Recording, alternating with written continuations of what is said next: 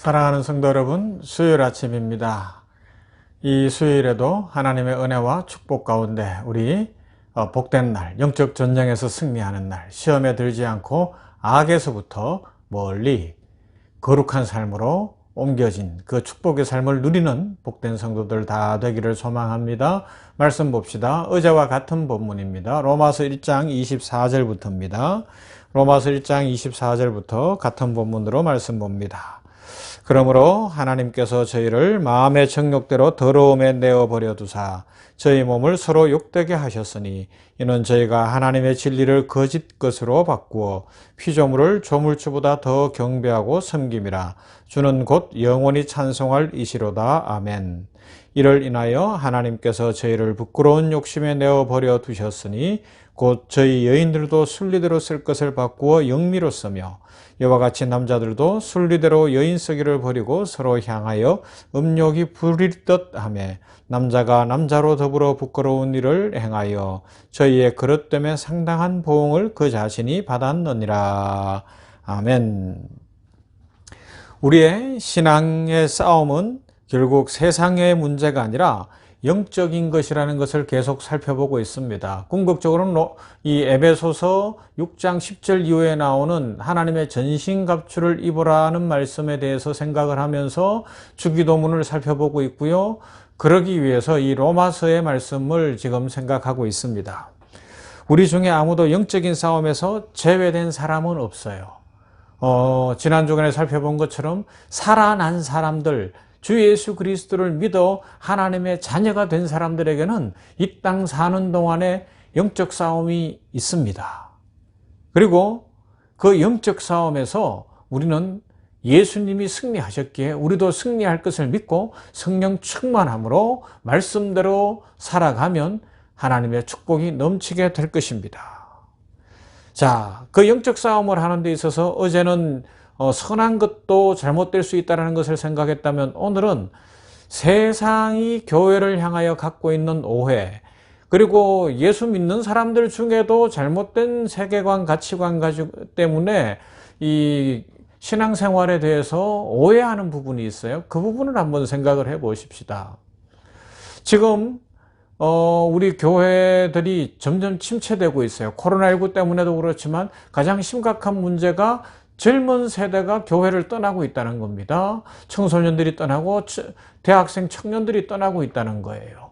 그런데 그들이 떠나는 이유에 대해서 따져 물어보면 1차적으로 대답하는 게 뭔가 하면 교회가 착하지 않다는 겁니다. 교회가 선한 윤리 도덕적 모습을 보여주지 않고 있다라는 이야기를 합니다. 그 부분에 대해서는 우리는 1차적으로는 책임을 통감해야 됩니다. 세상에 빛이 되고 소금이 되어야 되는 우리들이 왜 세상에 그런 인상을 주었을까? 교회가 왜 그랬으며 특히 목회자들이 왜 그랬으며 성도들이 왜 세상 사람들이 볼 때, 예수 안 믿는 사람들이 볼 때 이 자라나는 청소년들이나 청년들이 볼 때에 예수 믿는 저 어른들이 왜 저러냐? 그렇게 만들었다는 것에 대해서 우리는 회개하고 돌이켜야 됩니다.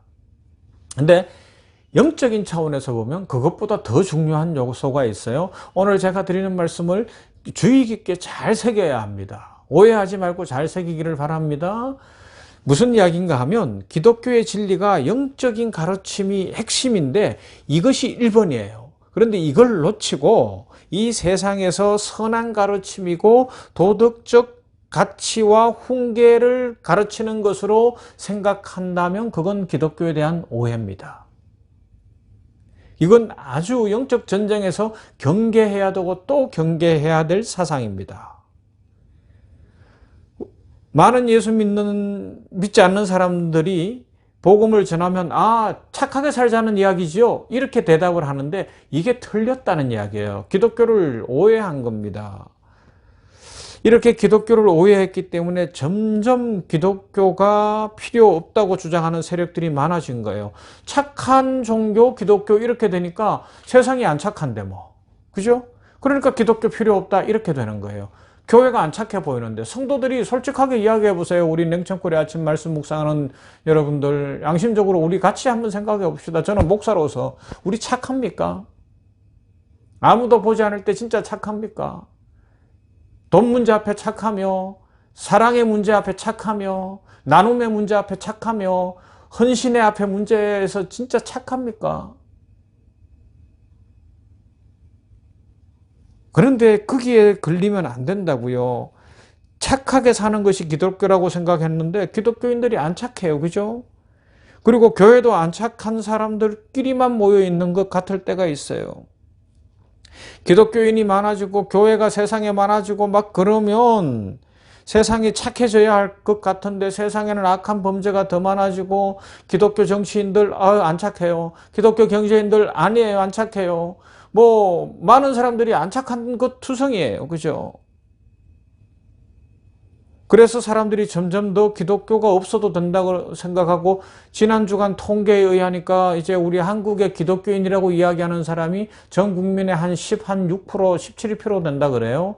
그리고 종교가 필요 없다고 불교는 한 15%, 16% 되고 가톨릭은 한 6%, 5% 되는데 그중에 그런 사람들 빼고 기독교를 비롯한 모든 종교가 필요 없다고 하는 사람들이 이제는 많아져서 절반을 넘어갔어요. 50%를 넘어갔어요. 이게 심각한 이야기가 된 거예요. 왜요? 착하냐 안 착하냐로 생각하고 영적 전쟁으로 영적인 문제를 놓쳐버리다 보니까 진짜를 잃어버린 거예요. 다시 말씀드립니다. 우리 그리스도인들 착해야 됩니다. 선하게 살아야 됩니다. 그것은 왜 그래야 되는가 하면 그 다음을 보여주기 위해서입니다. 영적인 것이 무엇이며 구원받은 것이 무엇이며 예수 그리스도의 삶이 무엇이며 영생을 얻어 천국 삶이 무엇인지를 보여주기 위해서 나타나야 되는 현상이 더 오래 참고 더 사랑하며 더 인내하며 더 베풀며 세상에 유익을 끼치고 하나님의 영광을 드러내기 위하여 세상과 다르게 살아야 하는 거예요. 우리는 살아가는 삶의 태도와 목적이 다르다는 겁니다. 우리는 그런 차원에서 분명히 교회와 성도들이 세상보다 훨씬 고급져야 돼요. 인품에서도 그렇고 삶에서도 그렇고 가치관에서도 그렇고 훨씬 고급해야 합니다. 그러나 지금 그러지 못하고 있잖아요. 자, 조금 더 들어가 보십시다. 이건 어떻게 설명할 수 있는가 하면 이런 거예요. 구약에서 하나님께서 이스라엘을 왜 부르셨어요? 작아서 불러냈습니다. 그리고 이스라엘을 왜 세웠어요? 그 작은 중에 하나님이 역사하셔서 축복을 받고 하나님의 영광을 드러내고 하나님의 하나님 되심을 드러내라고 부르셨어요. 그래서 그들이 해야 되는 1차적 사명이 뭐냐? 죄를 멀리 떠나고 죄를 끊어버리는 삶을 살아야 되는 거였어요. 그래서 우리가 구약 성경을 읽을 때 다 이해할 수 없는 현상이 나타나는데 그 현상이 뭔가 하면 전멸 전쟁이에요. 죄악으로 대표되어지는 아말렉과 같은 민족은 하나님께서 진멸하라 그러는 거예요. 어린아이까지 양과 소와 재산까지도. 왜요? 그건 죄를 이야기하는 거예요. 죄의 세력은 진멸하라. 그래서 다르게 살라는 것입니다. 여기에서부터 우리 그리스도인들이 달라져야 되는 거죠. 이것이 영적 전쟁이라는 겁니다. 여러분, 그런데 사울왕이 실수했던 게 뭐예요? 좋은 것을 남겨뒀잖아요. 섞어버리는 거예요. 섞이면 죄를 짓습니다. 제가 몇 번 예를 들어드렸지만 빨간색 염색할 때 천이 전부 빨간색이던 거 아니에요. 그죠? 천 하얀 거에다가 빨간 염색가루 한 주먹만 넣으면 빨간색 되는 겁니다. 노건 같은 거 몇 킬로짜리 이렇게 노건을 만들어내는데 흰색인데 그거 원액을 섞을 때 거기에다가 빨간 가루 한 2숟가락 넣으면 빨간색이 되더라고요. 섞이면 안 됩니다. 우리들이 이 부분에 대해서 아주 조심을 해야 됩니다.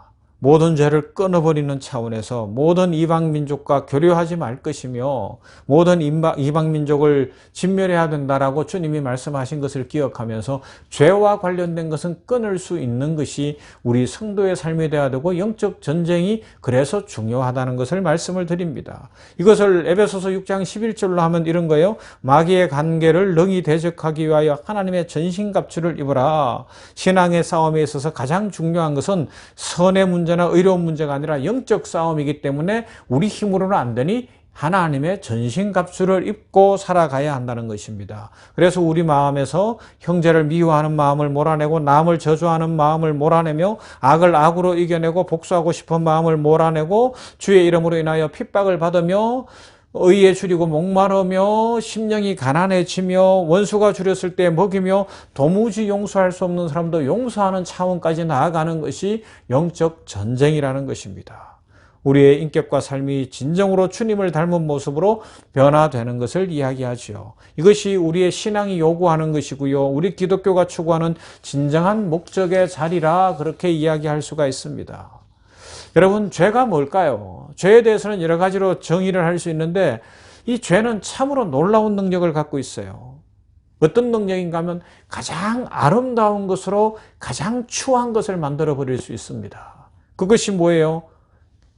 오늘 로마서에서 살펴보는 것처럼 이 성적인 문제, 성이라는 것, 부부관계에서 가장 아름답고 그 사랑의 관계를 통하여 자녀가 태어나고 그 가정이 아름답게 유지되어야 되는데 이 가장 아름다운 부부관계를 가장 타락한 존재로 만들어버릴 수 있고요. 남녀가 만나는 부부관계를 여자와 여자가 남자가 남자로 하는 이 동성애로 되변되는 가장 추하고 더럽고 악한 것으로 만들어낼 수 있는 것이 죄라는 사실을 기억해야 합니다, 여러분.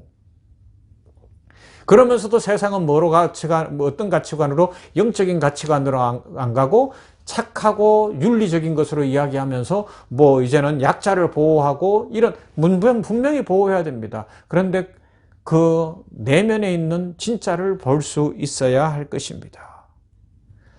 또 한 가지, 우리 한국교회가 왜 이렇게 침체되기 시작을 하고 있어요? 그건 결국은 인간의 자존심이 주장이 됐기 때문에 그렇습니다.